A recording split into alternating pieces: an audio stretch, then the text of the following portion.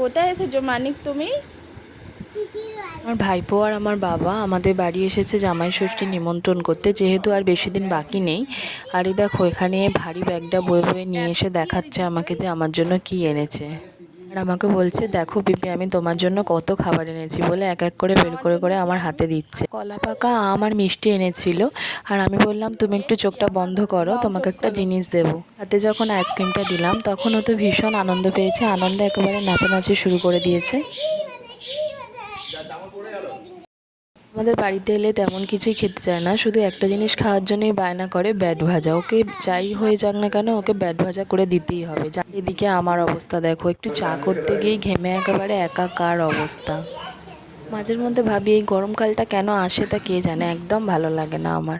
তো আজকে ভিডিও এই পর্যন্তই, দেখা হচ্ছে নেক্সট কোনো ভিডিওয়। তোমরা সবাই ভালো থেকো, সুস্থ থেকো, আর ভিডিওটি ভালো লাগলে অবশ্যই একটা লাইক করে দিও।